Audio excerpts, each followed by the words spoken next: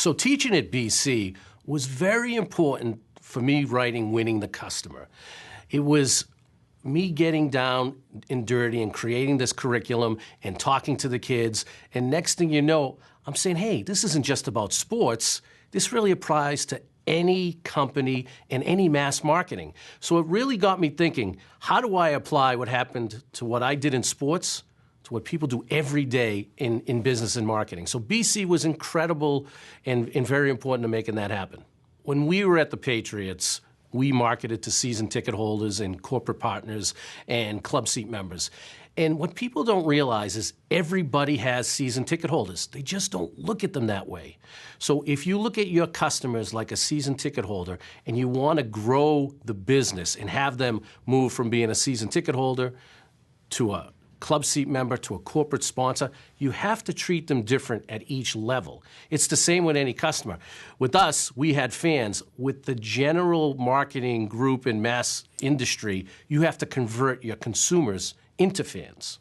The holy trinity for winning the customer is broken in 3 sections: the marketing playbook, relationship architecture, and the revenue game.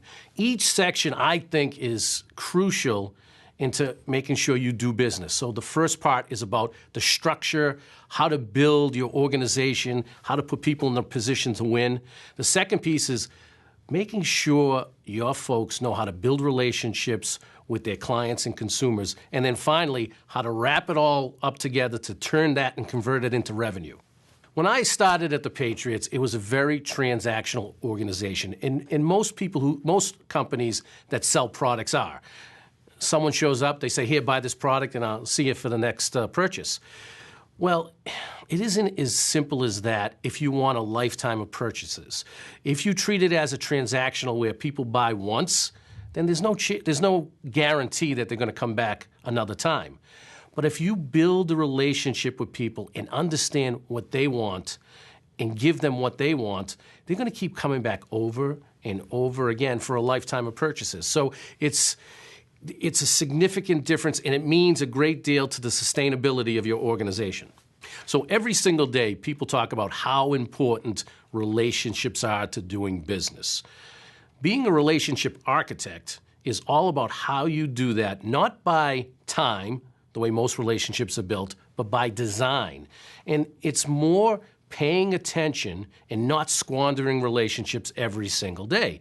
So DELIVERS is an acronym that's more of a discipline to help people focus on building relationships day in and day out. Dedication to the relationship, energy when you're engaging with people, loyalty, investing. You've heard of the golden rule, right? That's treat others the way you want to be treated. Well, that's wrong. It's not treat others the way you want to be treated. It's treat others the way they want to be treated. And if you don't invest, it's impossible to do that. So you have to have vision. You have to entertain the folks you're doing business with. You have to have responsibility to the relationship. And of course, you have to sacrifice now and then to make sure that that relationship and the bonds are just solid. So sometimes the rings of fan avidity are important because at times people look at their consumers as one big bucket of consumers. And that's just not real. There's different likes and dislikes depending on how a consumer likes or dislikes your product. So right in the core, the P1s, those are your core fans, your core consumers that they're in, day out. They have to be a part of your organization. They have to buy your products. They would feel like they're not anybody without it. You help identify, they identify with you. The P2s are a little bit further out. They're a little less frequent, but still, they're very interested in your product, and they're a true consumer. As you go further out with the rings, the avidity dissipates. So it's important to understand each ring, and then, of course, grow the P2s into P1s, the P3s into P2s, and the P4s into P3s.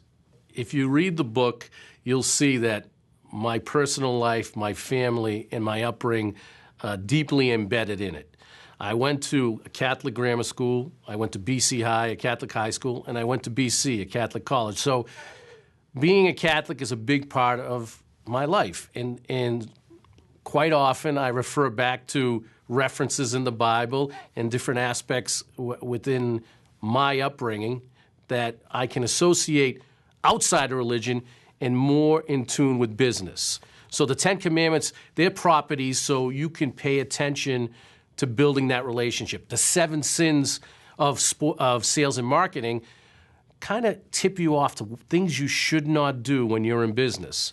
So when you read Winning the Customer, you'll see how different references to the Bible apply to everyday business. What you want in business, and the reason why you need to create memorable moments, is you want people to think of you first. And that's the whole premise of marketing, to separate yourself from your competitors. And when you create memorable moments, no matter how great they are or how small they are, as long as people remember them, that separates you from the pack. So the more you can create memorable moments within your consumer, the more they're going to think of you first over your competitor. Tying the bow is something that we all understand. We've all received a present from time to time, and know that when you get that present, you're excited about it, you like it, but the way it's wrapped and the way the bow sits, that just makes it extra special.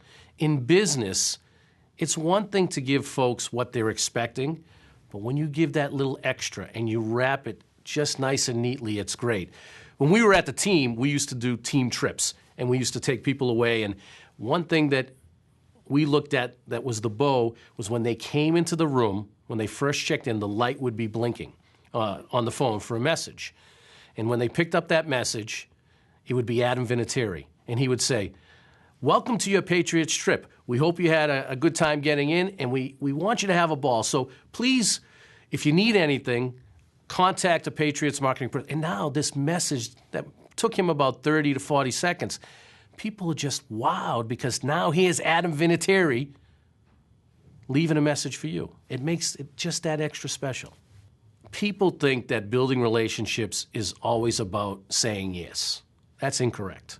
If you always say yes, you'll be taken for granted, and you'll be like a doormat. People will walk all over you. No in a relationship is very good because it sets the parameters.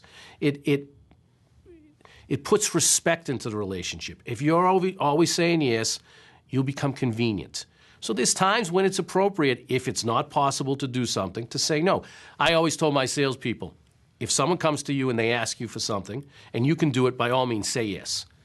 If it's maybe, stop and say, "I'd love to do this for you, but I can't."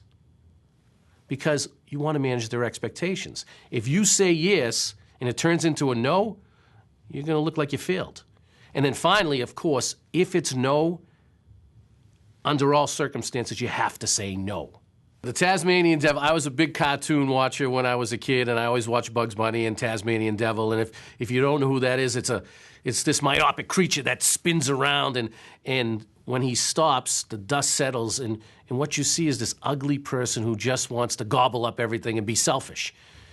There's people like that in your life, that they appear to be good-hearted and well-intentioned, and they talk so fast and they move so fast that things glitter and you're kind of distracted.